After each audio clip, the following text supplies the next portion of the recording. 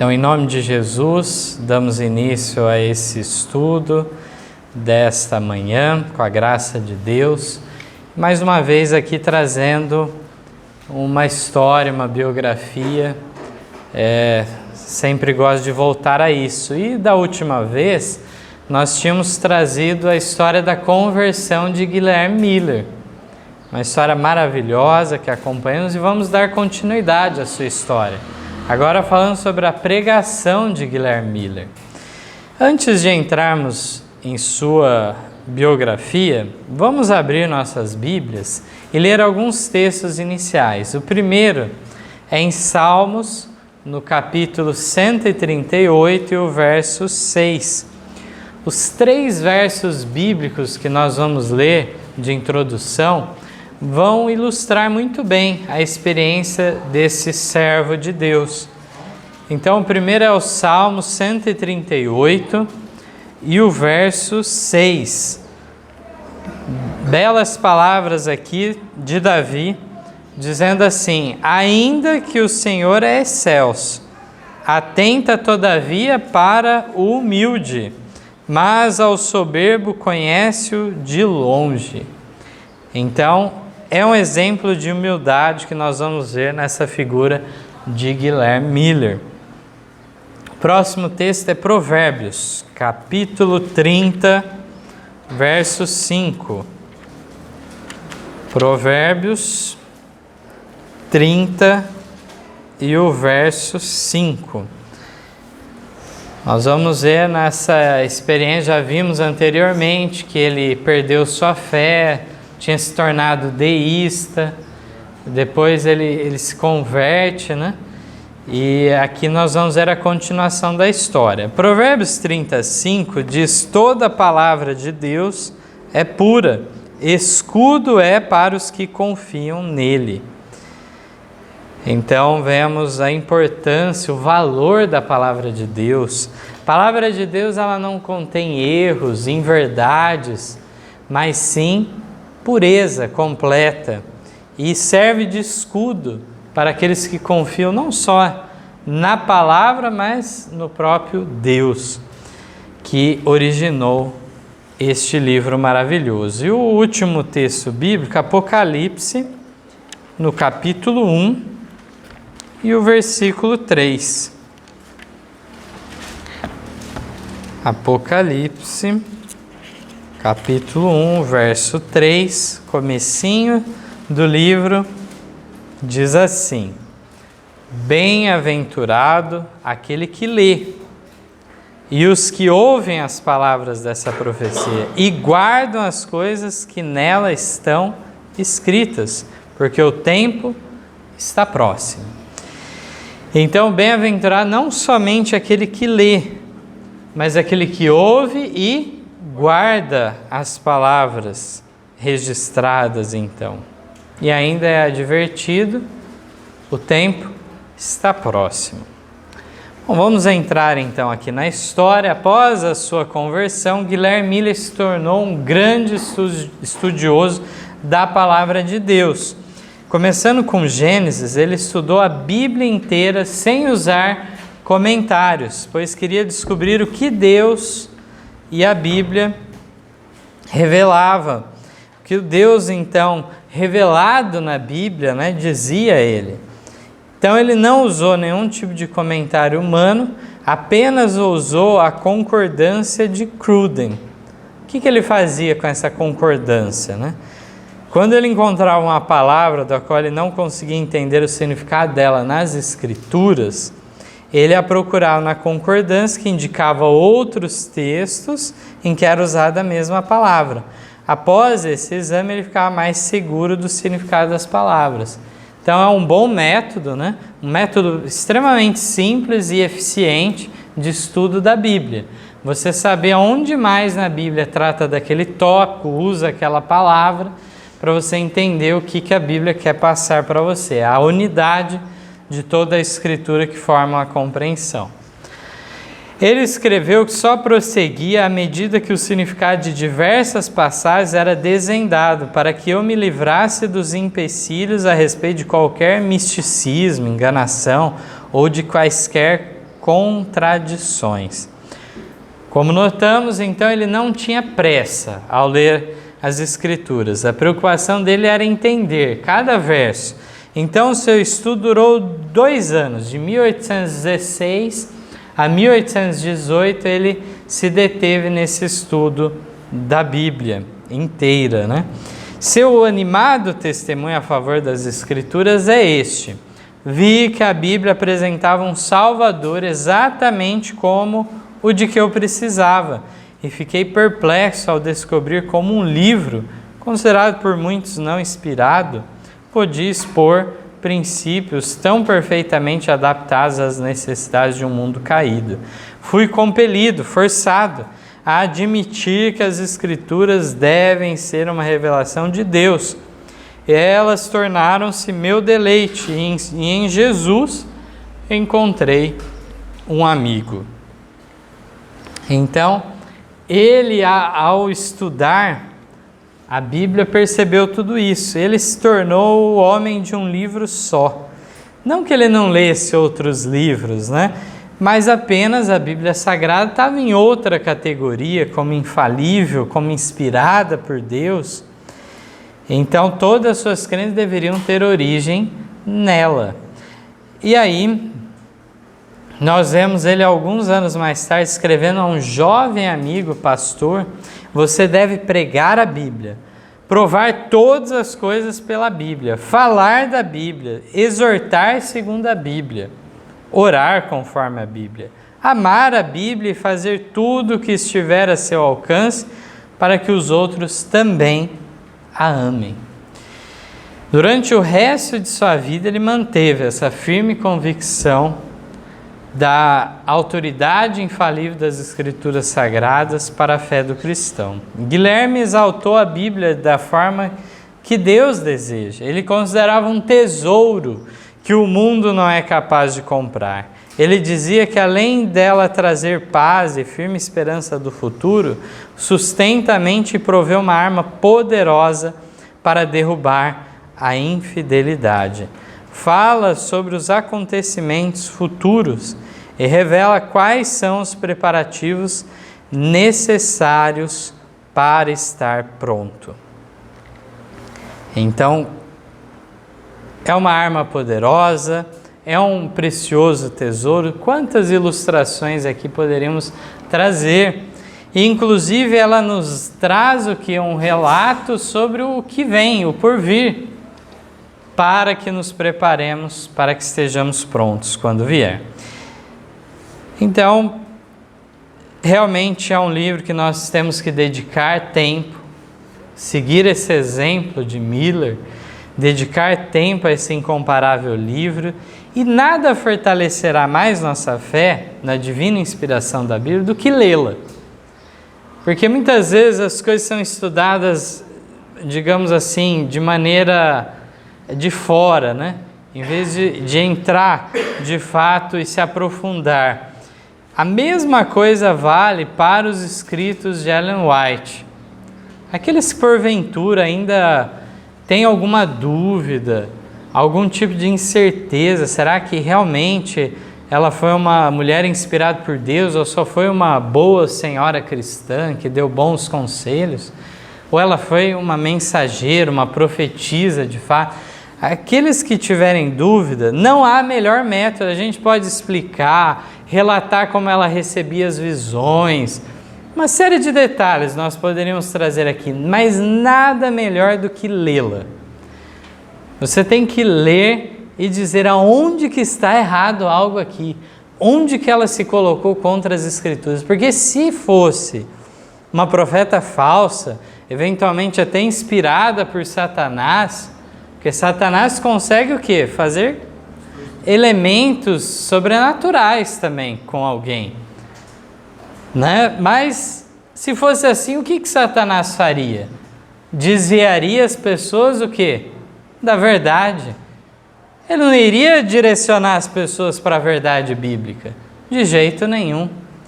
Então nós vemos que realmente quando lemos, vemos algo sobrenatural. Um ser humano então comum não teria sido capaz de escrever tais coisas. Essa é a conclusão final que nós chegamos. Em 1818, no último ano de seu estudo particular da Bíblia, Miller se convenceu de que Jesus retornaria à Terra dentro de aproximadamente 25 anos. Imagina saber, ter uma descoberta dessa. Mas ele não se precipitou com essa descoberta. Ao contrário, procurou reestudar várias vezes o assunto. E quanto mais estudava, mais convicto ele ficava de que por volta lá de 1844 teria a segunda vinda de Cristo. Durante os próximos 13 anos, tentem bem, irmãos, 13 anos, ele continuou com a mesma compreensão, mas não queria sair de sua casa para pregar. Pensava consigo mesmo que ele era um mero fazendeiro que não tinha responsabilidade de anunciar tal mensagem. Durante esse tempo entendeu que devia conversar em particular, pelo menos com seus amigos e conhecidos, sobre o assunto, porém não se via pregando em uma igreja. Então, como já estudamos antes, Guilherme Miller era o quê? Muito respeitado na comunidade. Mas quando ele começou a falar para as pessoas sobre as profecias, começaram a criticá-lo. Havia um médico na vizinhança que debochava bastante, o considerava um louco por ter essas ideias. Em certa ocasião, ele foi chamado para examinar um filho de Miller que estava doente. O médico que gostava de debochar de Miller. Guilherme, sabendo o que o médico andava falando sobre ele, não perdeu a oportunidade e pôs em andamento um plano. Miller perguntou se o doutor conseguia identificar um louco, pois estava preocupado com sua própria saúde mental. O médico ficou bastante sem graça, mas não teve coragem de admitir que andava falando mal, Apenas disse que sabia fazer o diagnóstico. Miller então falou que o doutor precisava ouvi-lo falar sobre as profecias que ele ensinava, a fim de que pudesse fazer um diagnóstico correto, se o que ele dizia era loucura ou não. O doutor ficou sem saída, teve que ouvir a mensagem. Por fim, foi convencido de que aquelas conclusões não eram de um homem louco, mas sim de um profundo estudioso das Escrituras. Ele ficou tão agitado que deu um pulo e correu para fora da casa. No dia seguinte, bem cedo, voltou lá para a casa do Miller e falou que não tinha conseguido dormir a noite toda e disse também: se tudo o que você me disse é verdade, quero saber mais. Não estou pronto para ir para o céu. Você precisa estudar comigo até que eu saiba tudo o que é possível saber. Que maravilha! Assim ficou combinado de fazerem mais estudos bíblicos. O doutor estava totalmente arrependido do que tinha falado anteriormente. É importante a gente meditar diante dessa história, que realmente a gente também não deve guardar raiva das pessoas que eventualmente falaram mal de nós. Miller fez do limão uma limonada, como as pessoas falam, Ele se preocupou com a salvação daquele médico. E em vez de ficar bravo, tirar satisfação, qualquer coisa do gênero, procurou alcançá-lo, tirar aquela barreira, aquele preconceito que havia. Miller sabia como era difícil, ele já esteve até do outro lado já. Ele era um dos debochadores da fé cristã, Então ele estava muito consciente de como era difícil e ele procurou tirar aquela barreira. Então nós devemos realmente estar prontos em agir de maneira semelhante com o nosso próximo. Então, como vimos, Miller continuava pregando para alguns e falando, mas não achava que ele tinha essa responsabilidade de pregar. Mas o Espírito Santo continuamente trabalhava na sua mente um senso que ele deveria advertir as pessoas. Já em meados do ano de 1831, enquanto fazia seu trabalho diário, continuamente essa preocupação estava em sua mente. Havia certos momentos em que era como se ouvisse uma voz dizendo: vá e informe o mundo de seu perigo. Por fim, cedendo ao apelo da consciência, disse que iria pregar se alguém lhe pedisse. Na verdade, essa foi uma promessa que ele ficou bem à vontade de fazer. Então é interessante quando nós lemos essas experiências de Miller, porque a gente tem que se colocar no lugar dele, né? E pensar quantas vezes a gente não está disposto a prometer algo para Deus que a gente acha que no fundo não vai acontecer. Prometer bem de leve uma coisa assim improvável. E Miller fez isso. Ele falou: não, se alguém vir, né, tudo bem, não vou me negar de pregar. Mas ele era um fazendeiro, não era formado em nada teológico e coisa e tal, né? Por volta de 50 anos era a idade que ele tinha. Nunca tinha pregado na vida até então. E era uma mensagem diferente, né? Que as pessoas nem todos iam aceitar bem. Tá bom, ele fez aquela promessa, né? Meia hora depois de feita a promessa, chega um rapaz a cavalo. Era seu sobrinho Irving Guilford, filho de sua irmã. Ele tinha um recado de seu pai. Como não haveria pregador no dia seguinte na igreja de Dresden, ele queria que Guilherme Miller pregasse. E mais, queria que fosse sobre as profecias que estava estudando. Quanto tempo demorou a resposta de Deus? Meia hora. Já veio. Miller ficou em choque. Não conseguia acreditar no que estava acontecendo. Sem dizer uma palavra sequer, correu para fora de casa, até um bosque ali perto. Ele não queria pregar e nem se achava capaz disso. Lá, como Jacó em sua luta com Deus, Miller argumentava com o Senhor. Queria escapar de sua promessa, mas era um homem de palavra. Após quase uma hora ele cedeu, prometendo que se o Senhor o sustentasse a cada passo, ele iria onde quer que fosse chamado. Vemos que era Deus e não Miller que queria que ele pregasse. O fazendeiro que tinha entrado no bosque saiu de lá como um pregador. No dia seguinte, Guilherme Miller estava a 25 quilômetros de casa, pregando o seu primeiro sermão sobre a segunda vinda de Cristo. A igreja estava cheia e com as pessoas bem atentas. Miller estava bem nervoso, não estava nem um pouco à vontade, mas quando começou a falar, seu desconforto passou. O interesse do povo foi tão grande que pediram que ele ficasse ao longo da semana dando palestras todos os dias. A cada dia mais pessoas vinham para ouvir as boas novas de que Cristo retornaria para pôr fim ao mal que há neste mundo. Foi o início de um reavivamento que resultou na conversão de 13 famílias inteiras, com exceção de apenas 2 pessoas. Quando Miller voltou para casa, encontrou uma carta do pastor de Pulteney, Vermont, pedindo que pregasse em sua casa. Voltou, já tinha o próximo convite. Esse pastor nada sabia dos acontecimentos em Dresden, mas estava ansioso para recebê-lo quanto antes. Dali em diante choveram convites para que aquele homem de Deus pregasse sobre a vinda em glória de Jesus. A notícia que foi espalhada era que onde quer que ele fosse havia reavivamentos e conversões nas igrejas. Então não era simplesmente converter crentes que estavam bem espiritualmente para aquela fé do advento.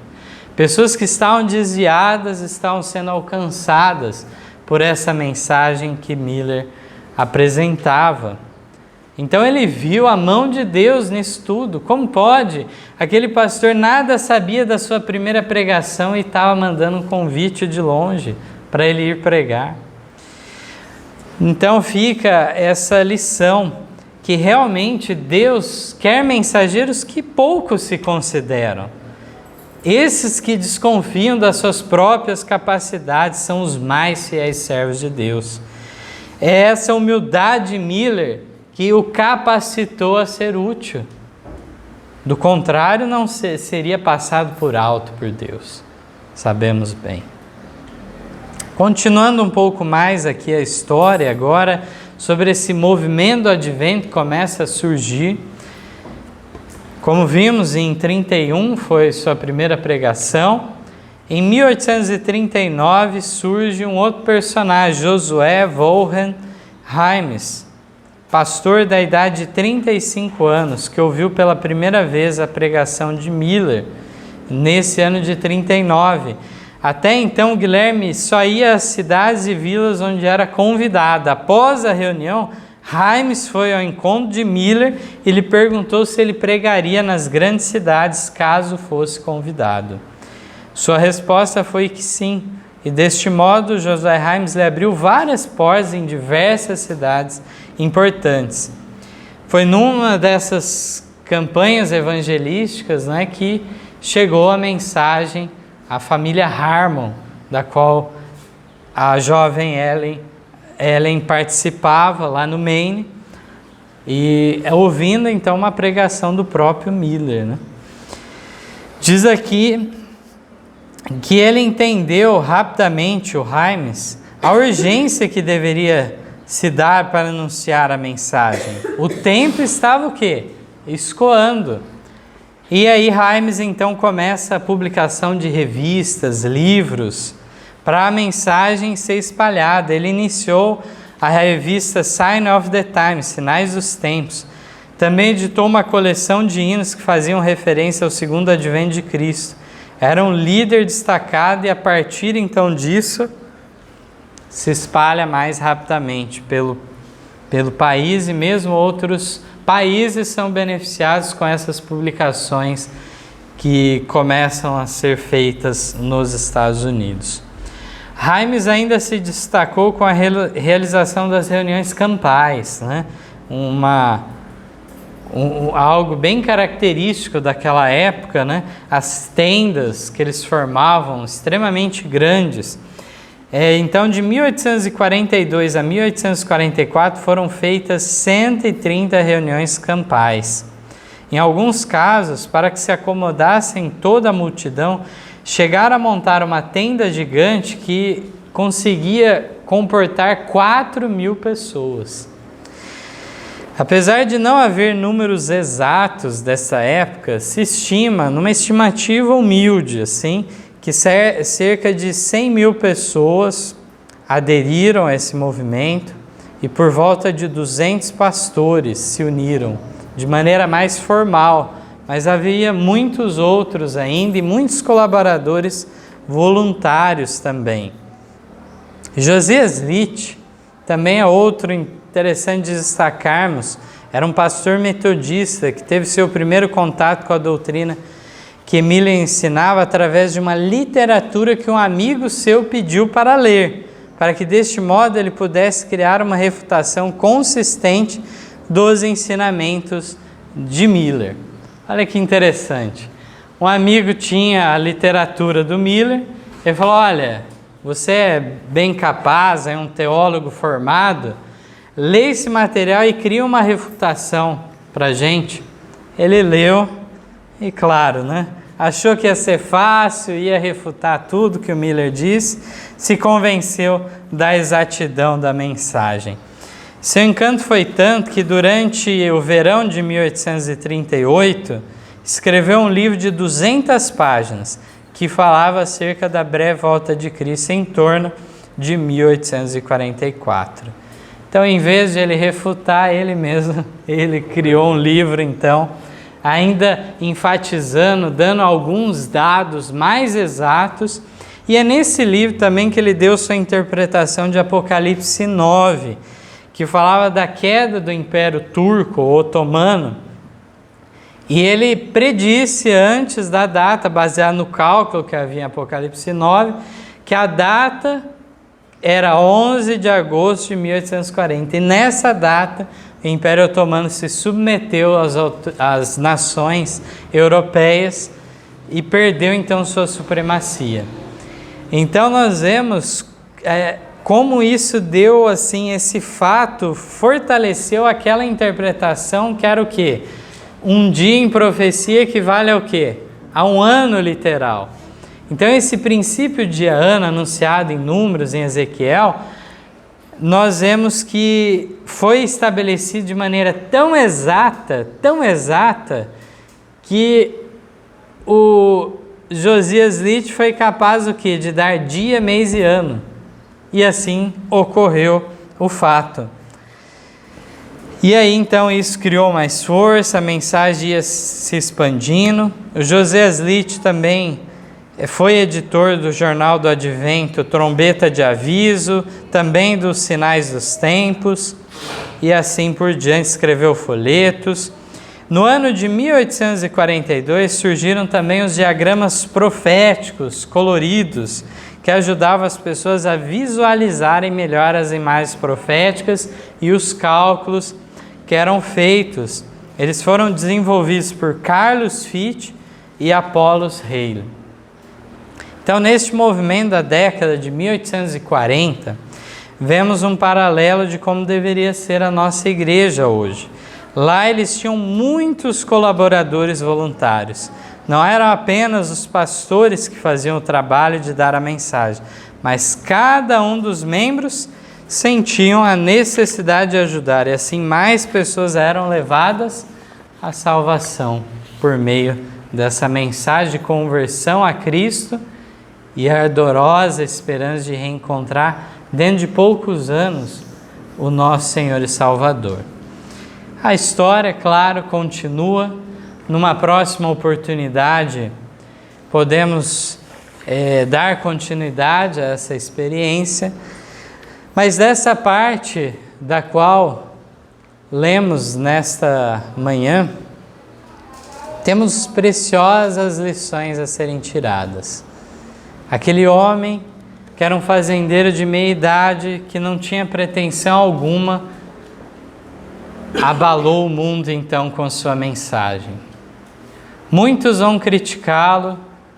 Nós sabemos bem que essa história, ela tem aquela resolução, assim como está predito em Apocalipse 10, doce na boca comer o livrinho, mas amargo no ventre.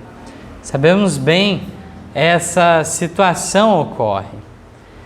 Mas fato é que a mensagem do primeiro anjo estava sendo dada assim como Deus queria. E se eles soubessem do erro, essa mensagem não teria sido divulgada da mesma forma. Então Deus permite certos equívocos com um propósito maior ainda. A mensagem do Advento foi espalhada pelo mundo naquela época, por homens como Guilherme Miller, José Wolff e tantos outros. Foi espalhada. Muitos posteriormente rejeitaram, mas porque não quiseram aceitar as outras mensagens. Não acabava na primeira mensagem angélica. E lá em Apocalipse 10 falava o que importa que profetizes novamente a muitos povos, nações, reinos. Então ainda tinha a mensagem do segundo anjo, que eles entenderam só no verão de 1844, que foi o tempo correto. E depois a mensagem do terceiro anjo, que desdobrava o assunto do santuário, que lançava luz sobre o passado, o presente e o futuro. Aqueles que aceitaram, prosseguiram naquela caminhada. Então nós encontramos nessas experiências como que Deus permite que as coisas se dê. Ninguém conseguia refutar Guilherme Miller. E o cálculo que ele fazia estava correto. O equívoco, como bem sabemos, estava no evento predito. Mas o que nós podemos chegar à conclusão que mesmo grandes apontamentos pelo qual eles passaram, e que foi muito sofrido, e muitos poderiam culpar Guilherme Miller por tudo isso, este homem que durante mais de uma década teve essa dificuldade de tomar a decisão de começar a pregar. Ele pensou muito antes de pregar. E agora as pessoas culparem ele disso.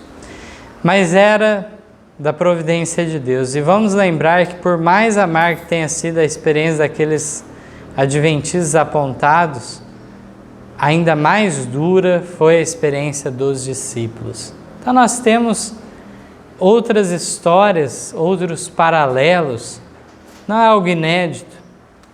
O cristianismo surge da maior decepção que os discípulos sofreram.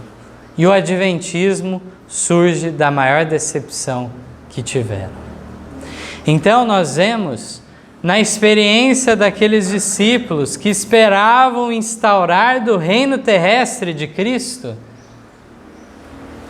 e nada daquilo que eles esperavam aconteceu. Nada daquilo se concretizou. Mas não foi só isso. A morte mais vergonhosa possível aconteceu com aquele que eles depositavam todas as suas esperanças. Uma morte de cruz. Então, Paulo mais tarde falou o quê? Uma loucura para os gregos, um escândalo para os judeus. E aí vemos, depois disso tudo, Cristo ressurge dos mortos, ainda com a primícia dos que dormem também juntamente com ele, e restaura essa fé deles. Então, que maravilhoso! Deus permitiu que eles passassem por toda aquela experiência, porque eles estavam muito presos àqueles conceitos falhos, muito limitados, e só a própria experiência que permitiu, então, eles avançarem uma outra perspectiva. E que em nossos dias, então, estejamos prontos para o breve retorno de Cristo. A mensagem final que eu gostaria de deixar é que 1844 não era de fato a data para a volta de Cristo. Porém, é a data que marca o fim do período mais longo profético relatado nas Escrituras, e com isso o fim de todos os períodos proféticos. Não há tempo pré-determinado mais. Agora só há eventos a se cumprirem. E esses eventos, eles podem ser postergados ou adiantados dependendo de nós. Possamos então apressar o retorno glorioso de nosso Mestre e Senhor. É esse o meu desejo de oração. Amém. Amém.